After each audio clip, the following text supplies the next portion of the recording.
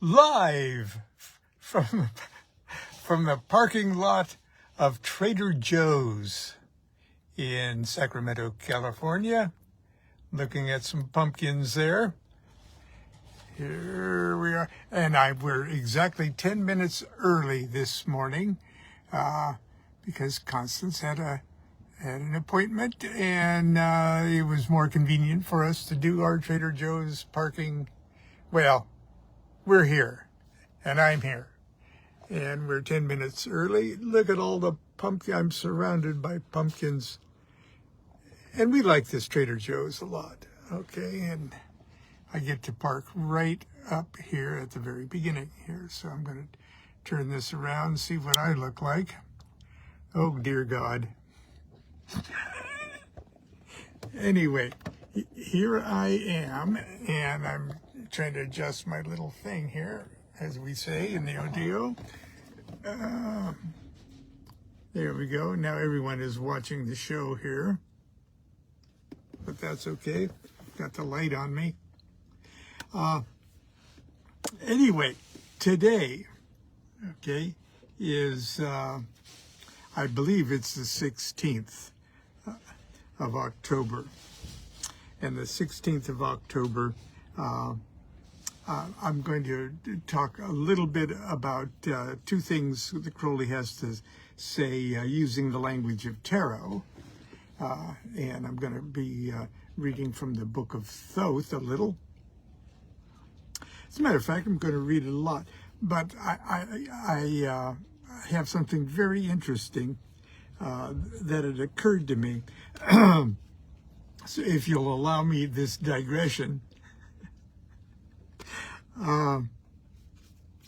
Donald Trump's birthday is June 14th, and my birthday is July 11th. Okay, they're within like a 30-day period. And we both share a court card that represents us. Okay, we're both Queens of Cups.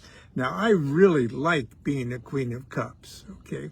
And I'm going to read what Crowley has to say a little bit about the Queen of Cups, because it potentially makes comments on both our personalities. Okay, but water of water is like a reflection of a reflection. And so very often, Queens of Cups, when people deal with the Queen of Cups, the Queen of Cups is like a mirror. And people can easily see themselves in a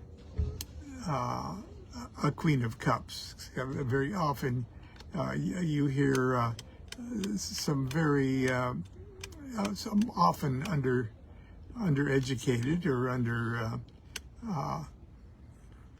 anyway, people say, he's saying just what I'm thinking, you know.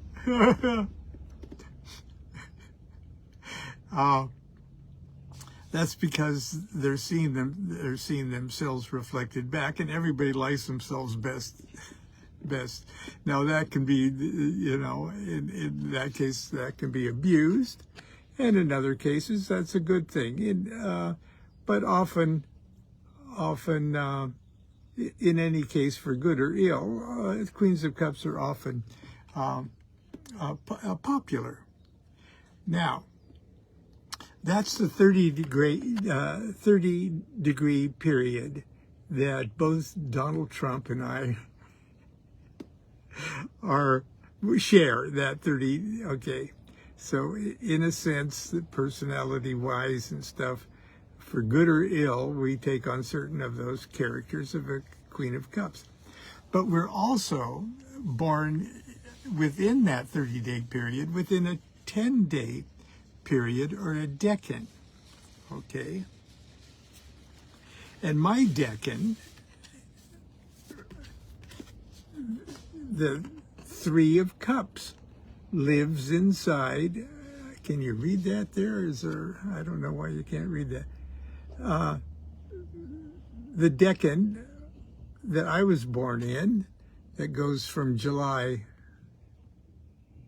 there we go, goes from July 2nd to July 11th, is abundance. It's a very fun, and I rejoice that I was born in the Three of Cups. It's a fun card, okay, and it's pleasant, and gee, I identify with it. But Donald Trump was born on the earliest, and Donald Trump was born on the card that goes from June 11th to June 20th, and his is the Ten of Swords. The early decans of the cards always are in a non-native element. And so the Ten of Swords rules his birthday. And that might more or less, from a tarot imagery point of view, how a Queen of Cups would manifest into different individuals.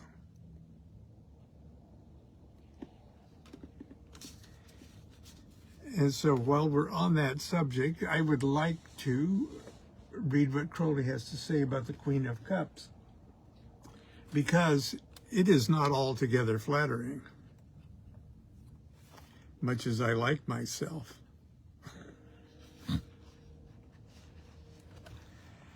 The Queen of Cups represents the watery part of water, its power of reception and reflection. In the zodiac, it rules from the 21st degree of Gemini to the 20th degree of Cancer. Her image is of extreme purity and beauty with infinite subtlety. To see the truth of her is hardly possible, for she reflects the nature of the observer in great perfection. She's represented as, and I think I've got no, I don't have a Queen of Cups here. She's reflected on she is enthroned upon still water. In her hand, she bears a shell-like cup from which issues a crayfish, and she bears also the lotus of Isis, of the Great Mother. She is robed in and veiled by endless curves of light, and the sea upon which she is enthroned conveys the almost unbroken image of the image which she represents. The image of an image. The characteristics associated with this card are principally dreaminess, illusion, and tranquility. She is the perfect agent and patient, able to receive and transmit everything without herself being affected thereby. If ill-dignified, all these qualities are degraded. Everything that passes through her is refracted and distorted. But speaking generally, her characteristics depend mostly upon the influences which affect her. In the I Ching, the watery part of water is represented by the 58th hexagram Tui. The commentary is as colorless as the card. Well, maybe in the leg version, okay. It consists of mild exhortations on the subject of pleasure. It may really be said that normally people of this type have no character at all of their own, unless it can be called a characteristic to be at the disposition of every impact or impression, or what one sees on Fox News. I threw that in.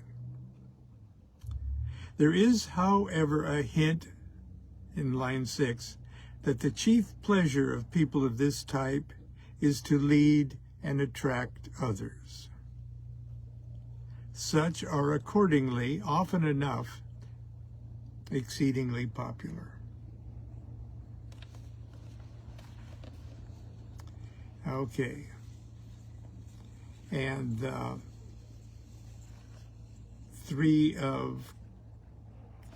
let's look at the 10 of Swords.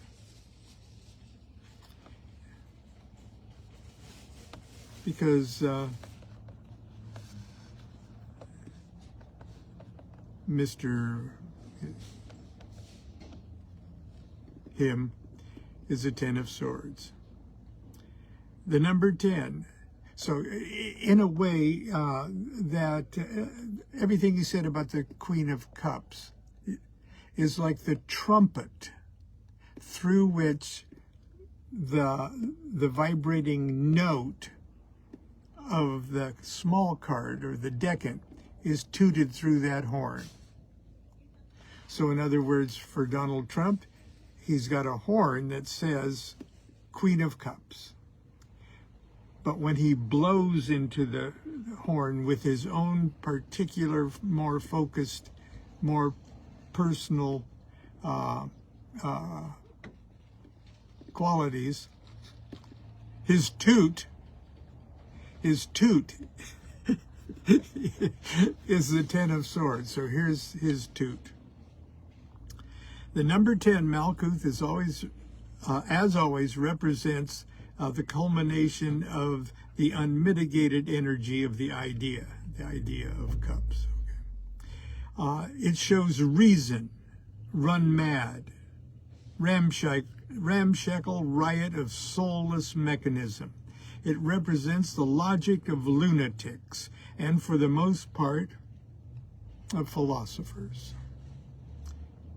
It's reason divorced from reality. The card is also ruled by the sun in Gemini, but the mercurial airy quality of the sign serves to disperse his rays. This card shows the disruption and disorder of harmonious and stable energy. The hilts of the swords occupy the positions of the Sephiroth, but their points 1 to 5 and 7 to 9 touch and shatter the central sword, 6, which represents the sun, the heart, the child of Hokmah and Binah.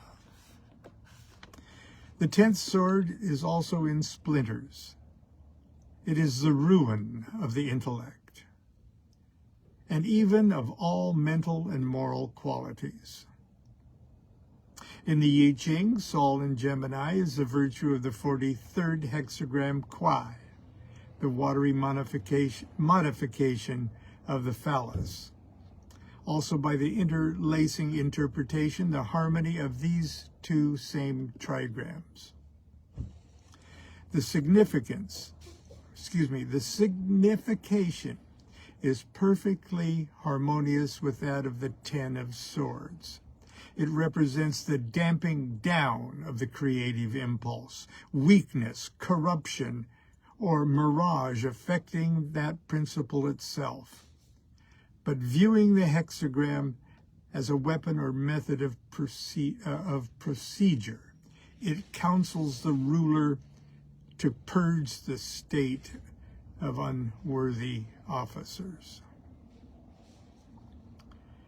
Curiously, the invention of written characters to replace knotted strings is ascribed among Chinese scholars to use this hexagram by the sages. Gemini is ruled by Thoth. 10 is the key of the Naples arrangement, and Apollo of Tree of Life, and Apollo Sol is the patron of literature and arts.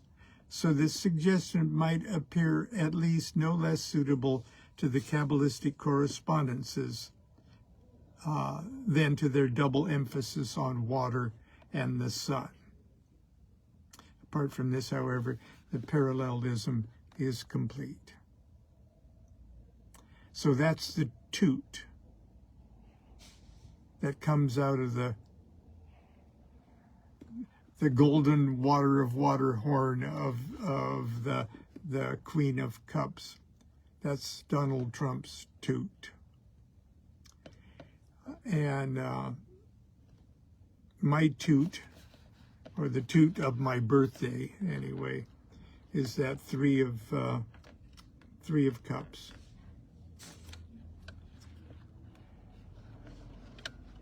And he doesn't say much about the Three of Cups. Don't worry, it's short. Okay, tooting out of Lon's Queen of Cups trumpet is abundance, the Three of Cups. This card refers to Bina, that's above the abyss, number 3 on the Tree of Life, in the suit of water. This is the card of Demeter, or Persephone. The cups are pomegranates. They are filled bountifully to overflowing from a single lotus, arising from the dark, calm sea characteristic of Bina. There is here the fulfillment of the will of love in abounding joy. It is the spiritual basis of fertility.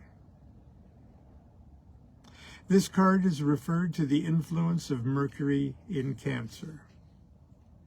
This carries further the above thesis. Mercury is the will or word of the All-Father. Here its influence descends upon the most receptive of signs, Cancer. At the same time, the combination of these forms of energy brings the possibility of somewhat mysterious ideas.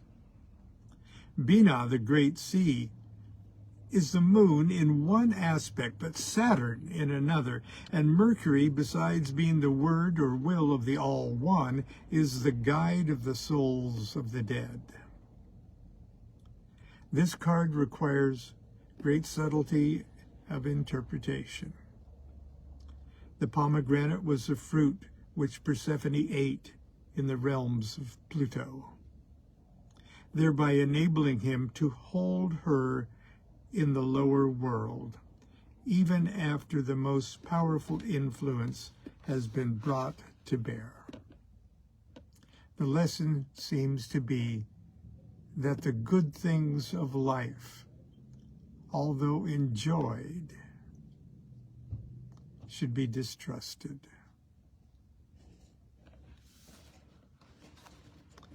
Okay, that was my little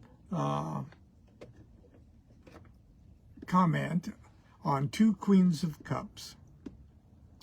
And I was going to go a little bit further today, but I think I'll leave you with the suggestion of finding out what 2 cards you are, what your birthday says your court card is. It'll either be a knight or a king or a queen or a prince. Princesses don't rule those periods. They rule with the ace in a different way.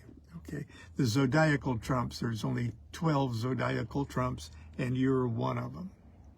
And you're also, if you'll look a little to the side there, and this chart is on the inside of every box of tarot ceremonial magic. You have a small card, and if you're ready to face the facts, because please don't think that just because Donald Trump's 10 of Swords was just so horrible, and my 3 of Cups, or 3 of Cups, it seems so pleasant. that doesn't mean that both of us are still tooting our horns through the Queen of Cups.